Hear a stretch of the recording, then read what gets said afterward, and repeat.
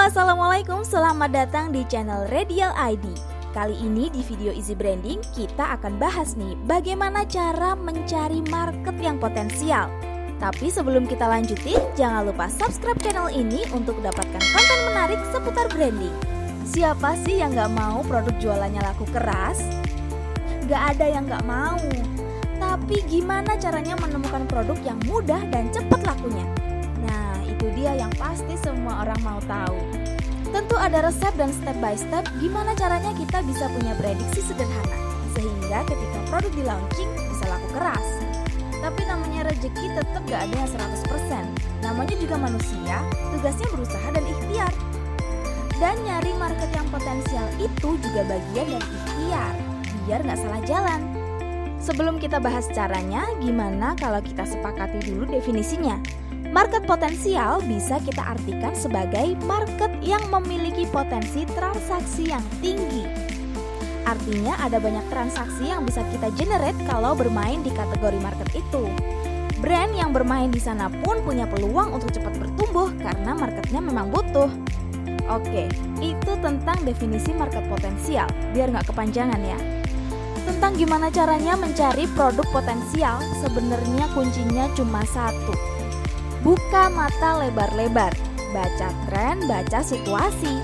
Kayak sekarang video ini dibikin sudah 3 bulan berjalan wabah corona ada di Indonesia. Sejak akhir Maret, masyarakat diminta untuk tetap di rumah. Gara-gara corona dan kebijakan protokol kesehatan gitu, banyak produk meroket penjualannya. Misal kayak masker, hand sanitizer, frozen food, bumbu atau sambal kemasan, dan bibit sayur. Itu produk-produk yang mungkin di awal tahun kita nggak pernah prediksi bakal ngetren. Untuk tambahan, bicara momen tetap perlu hati-hati juga. Karena jangan sampai kita terjebak pada produk yang umurnya pendek alias musiman. Karena produk potensial itu tidak pernah melawan tren. Tren itu seperti arus, yang namanya arus jangan dilawan. Justru harusnya kita berselancar di arus tersebut. Produk potensial itu ada di sekitar kita sebenarnya. Tapi kita juga harus pilih-pilih nih, karena satu produk gak mungkin jadi solusi semua masalah. Biasanya kayak gini disebut kategori market. Jadi kita harus milih kita mau main di industri mana. Misal kita di industri kecantikan. Bicara cantik itu banyak banget kategorinya, mulai dari perawatan harian, make up, perawatan masalah kulit, jerawat, keriput, dan lain-lain. Di antara semua itu kita perlu pilih satu aja. Masalah jerawat kah, keriput kah, glowing kah, dan seterusnya. Pasar potensial itu ciri-cirinya selain banyak marketnya, yang kedua adalah menyelesaikan masalah yang spesifik. Terakhir tentang produk potensial, kita masih perlu validasi nih. Tanya sama orang yang punya suatu masalah yang sebelumnya kita sudah pilih masalahnya. Tanya sama mereka apa kesulitan yang dia rasakan, apa yang mereka harapkan, produk seperti apa yang mereka cari untuk solusinya, lalu apa alasan mereka memilih dan membeli suatu produk.